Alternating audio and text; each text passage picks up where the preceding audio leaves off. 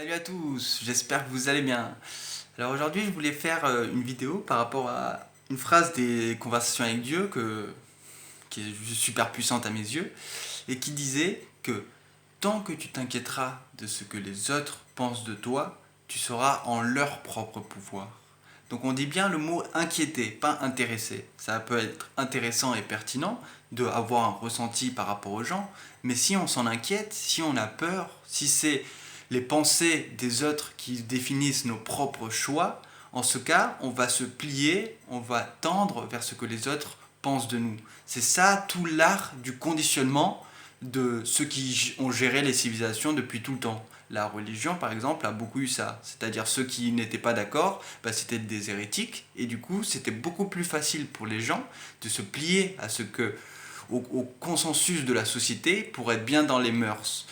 Du coup, le prêtre, il disait direct Alléluia et tout le monde vous chantez les louanges dès que vous acceptiez les croyances des gens. Mais ça va bien plus loin. Ça va aussi par rapport à nos relations avec les gens, à nos relations avec notre propre passion, nos propres créativités, notre propre identité en un sens. C'est pour ça que c'est intéressant de voir que cette peur par rapport aux autres va influer beaucoup de nos schémas, comme celui par exemple d'aller vers les gens. Si beaucoup de gens se renferment, ça va être par cette peur de l'abandon ou cette peur du jugement qui revient toujours à la peur en un sens, quand on voit les deux polarités, la peur et l'amour. Mais du coup, le fait de voir le risque comme un danger, c'est ça qui nous empêche de assez se tester pour vraiment être qui on est. C'est pour ça que je reprends cet exemple de la créativité, qui fait que vous verriez mes vidéos au début, c'était 1000 fois plus scandaleux, parce que ça reste scandaleux pour certaines personnes, c'est pour ça que j'utilise ce terme-là. Mais ça me fait rire, parce que c'était la seule manière de vraiment prendre de la puissance, de vraiment récupérer, comme disait Castaneda dans son livre L'herbe du diable et la petite fumée et les 15 tomes, qu'on a un pouvoir personnel et que c'est à nous-mêmes de le élever, de le travailler. Et c'est en passant justement par les zones de non-confort qu'on va pouvoir avoir plus de grâce dans la manière de créer et de voir les choses, car tout découle de la perception de ce qu'on a. Donc, c'est à nous-mêmes de voir que aller vers l'extérieur, vers les gens, vers la rencontre, vers le nouveau, c'est quelque chose qu'on se bride de plus en plus en général quand on prend plus d'âge. Vous voyez que les jeunes, ils ont beaucoup moins peur. Quand je dis jeunes, je veux dire enfants. Ils sont beaucoup plus ouverts, ils ont envie de raconter leur vie à tout le monde, de connaître la vie de tout le monde, ils ont envie de partager, de délirer, sans juger violemment, on va dire. Et plus ils grandissent, plus on se retranche dans des formes de cases. C'est pour ça que le fait d'exposer ces créations, que je vous invite à faire, c'est quelque chose qu'on a souvent bridé dès une certaine période, qui est souvent le lycée, le collège, tout ça, où le jugement était très fort et nous étions très faibles par rapport à lui, car pas encore très développé spirituellement parlant, qu'on pourrait aussi dire psychologiquement parlant.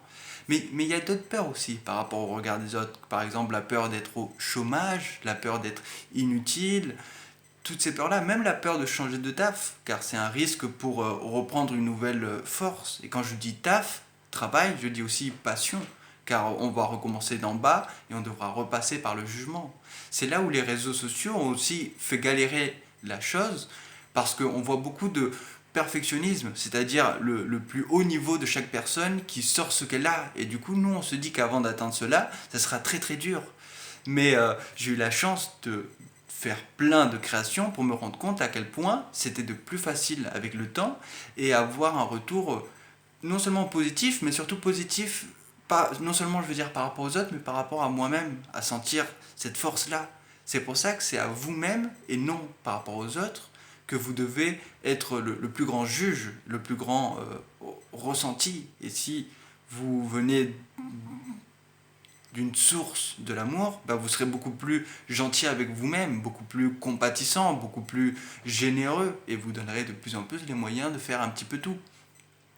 Il y a aussi cette notion d'être ennuyant ou inutile qui va beaucoup toucher les gens et qui du coup ils n'ont pas envie de le ressentir, donc ils le commencent pas. Et c'était pareil, maintenant que j'y pense, pour mes musiques et mes poèmes. Au début, c'était plus scandaleux, mais c'est pour ça que ça doit vraiment venir d'une notion d'amour, d'une notion de joie, d'une notion de passion, et qu'on doit le faire en étant connecté vraiment au moment présent, et non pas en jugeant par rapport à un futur ou un passé ou tout ça, mais vraiment ressentir ce qu'on sent, et quand ça nous fait plaisir, quand on le fait par pure passion, ben là, on a une chance d'être mis au défi. Car, en un sens, ce dont on a peur, quand enfin on en sort et on essaye de faire de notre meilleur, eh bien on sera forcément confronté à tout ça. Une fois qu'on dit je suis la joie, il y aura plein de choses de peur et de tristesse qui vont s'immiscer en nous, et ce sera à nous de choisir ce en quoi on croit. Si on croit en notre propre ressenti, en notre propre puissance, rêve, ou si on croit en ce que les autres vont dire. Dans un horoscope récemment que je lisais, il y avait une histoire d'un mec qui avait écrit 18 livres, qui avait été 2 fois prix Nobel, qui avait écrit plein de poèmes et tout ça, et qui, avec une critique négative, il s'est arrêté toute sa vie d'écrire, par exemple. Ça ne veut pas dire que c'est mal aussi d'arrêter d'écrire, mais c'est-à-dire que ça a été par rapport à l'influence d'autrui qu'il a choisi son propre nouveau chemin. Donc c'est pas son chemin en un sens qu'il a choisi, mais le chemin des autres. Et c'est pour ça que je vous intime, je vous exhorte d'arriver à être assez courageux, assez puissant pour choisir le vôtre. Tout ceci pourrait se résumer par une autre phrase magnifique des Conversations avec Dieu qui est « Quoi qu'il arrive, ne cherche que l'authenticité. » Et à partir de cela, vous irez de plus en plus vers votre vérité. Et la vérité n'est qu'un autre synonyme d'amour, de joie, de puissance, car c'est tout ce que vous êtes intrinsèquement de base. Bon, c'était un pléonasme, mais c'est pas grave. Mais du coup, par rapport à ça, c'est vous-même qui avez ce pouvoir-là déjà. Mais pour l'appliquer, pour le vivre, ça demande quand même le pas en avant, le fait de le faire. D'où ma coiffure scandaleuse dans la dernière vidéo, où pendant que je me regardais moi-même en train de faire la vidéo, je voyais, mais c'était pas grave, c'était qu'un point par rapport à d'autres. En plus, je suis dans un endroit où la personne ne me juge pas du tout, du coup, c'est magnifique. C'est pour ça que je vous invite encore une fois à sortir de cette zone de confort pour qu'elle devienne confortable. C'est pour ça que ça me rappelle une phrase magnifique qui disait que le plus grand confort, c'est d'être dans l'inconfort complètement confortable. Et c'est pour ça que ça demande d'abord ce pas-là, et que, en vous le disant, ça me rappelle cette phrase des CAD qui dit que tu enseignes ce dont tu as à apprendre. Parce qu'en le disant, en le partageant, en le donnant, en fait, tu te le donnes à toi-même. Et ça marche aussi bien pour des connaissances comme ça que pour des états d'être. Comme tous les états d'être se reproduisent. Pour la joie, donne une blague à quelqu'un et tu rigoleras toi-même, en un sens.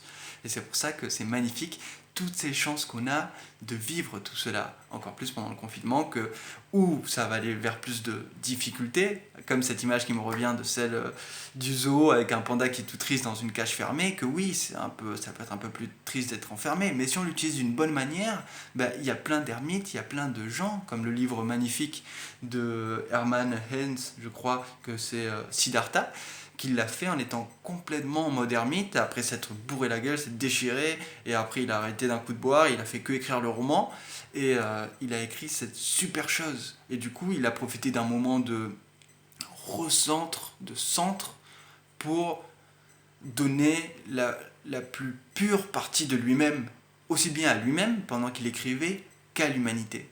Pareil pour les CAD, pour plein d'autres choses. Donc sur ce, je vous souhaite plein de courage, plein de merveilleux rêves, et à la prochaine. Bye bye.